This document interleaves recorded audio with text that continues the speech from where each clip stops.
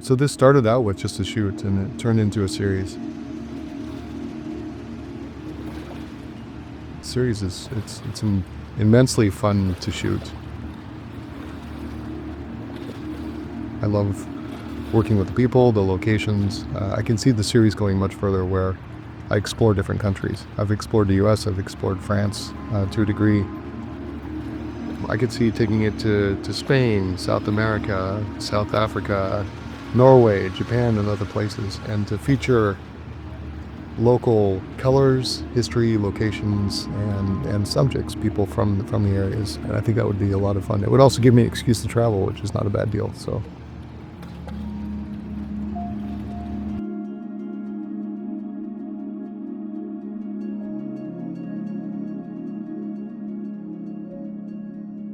this was never intended to be a series. It was just a normal shoot that we had a great location. I had a friend, another great photographer, Courtney, in Houston, and she had a location with a big pond and a little jetty, and this is something, I love water, so any chance to shoot around water is great.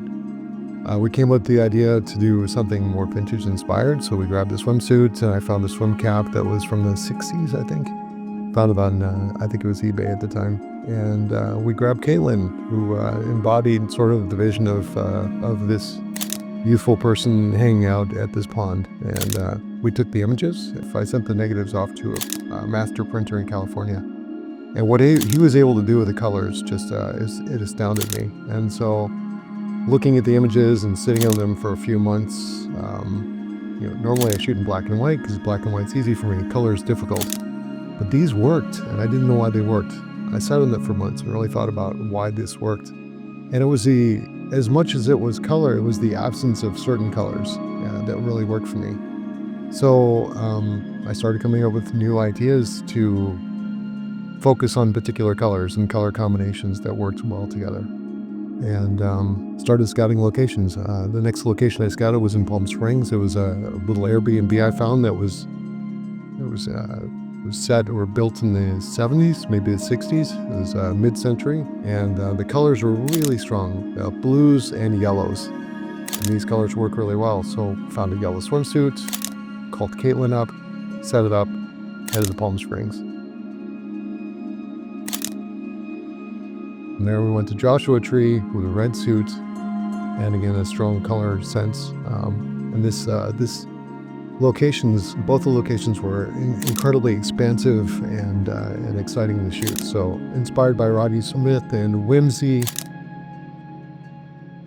we got to Joshua Tree and just tried some different things that didn't make sense. Caitlin running on the road in the swimsuit in the middle of a desert. It's wild. So from there, it's just now looking at new locations and expanding on that idea, which has been a lot of fun to think about.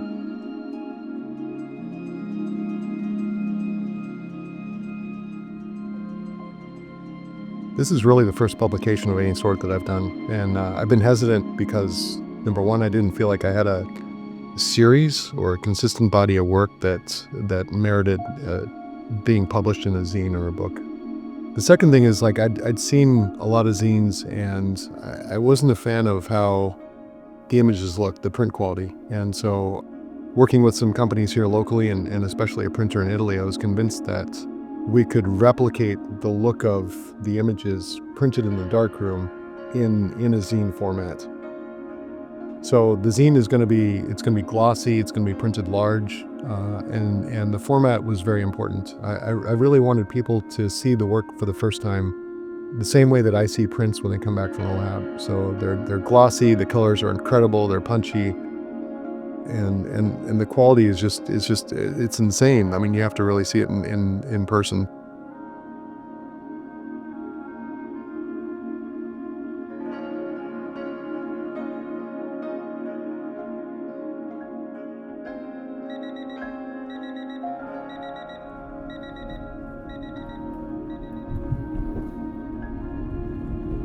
So the whole series, I shot the subject, the swimsuit girl. She's always alone in the frame. She's always alone in these big open spaces. When we were in Palm Springs or Joshua Tree, it was fairly easy. Joshua Tree was a little trickier, but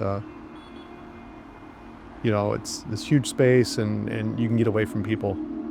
The funny thing is in Palm Springs, it's like that week it was insane. It was like 114 degrees Fahrenheit, and I remember Caitlin running on the road, and she's got to jump into shoes because her feet are burning on the asphalt.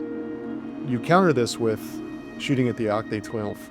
We were forced to shoot in March, and the only time that the Arc de Triomphe is free of people is going to be early in the morning, and I figure Sunday morning because everybody's out Saturday night late. So we get there at break of dawn on Sunday, and it's in March, and it is frozen. It's 32 degrees Fahrenheit, and I think wind chill was a couple degrees below, so it was frozen out. So poor Sarah was there in a swimsuit, no shoes, freezing, and it was just really tough.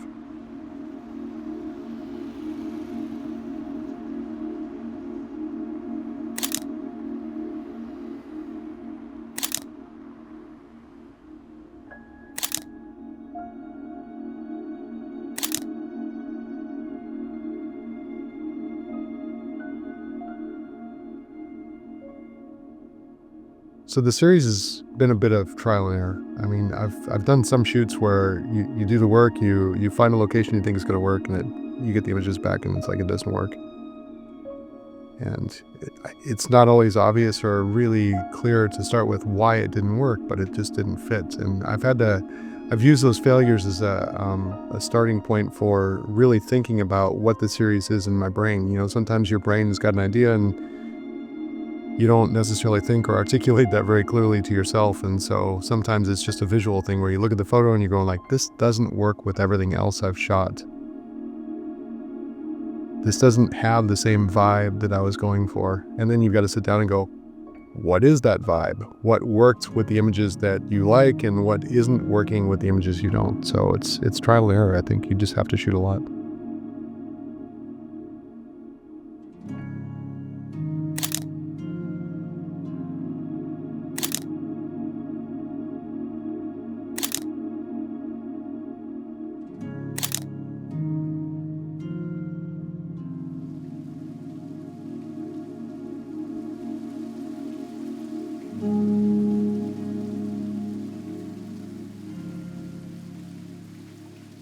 With this being a personal project, the colors they're fundamental. They're fundamental to the series and the impact of the photos, I think. The print and the quality and the choice of paper and the format of the zine itself was difficult, and I had to work with the right printer. So we found a printer in Italy that has done an amazing job, and I'm excited for this. I'm excited for people to see this in hand, because it'll feel like what I see when Neil Blomquist prints things for me and I go to the lab in person.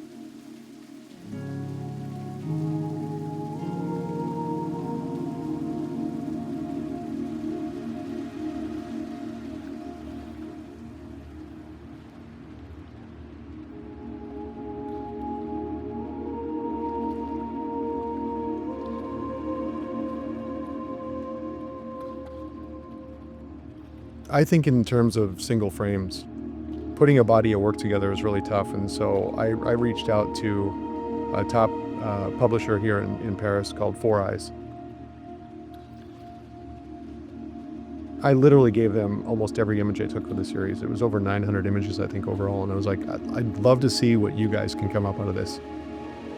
And so I have to say that the things they came up with, the layout of the book, the layout of the zine, I should say, and some of the pairings they made, and the crops, and the way they laid everything out, it's just something I could never have done on my own. So I wanted to give a special thanks to my friends at Four Eyes, William and Yegan and the team there. So thanks a ton, you guys.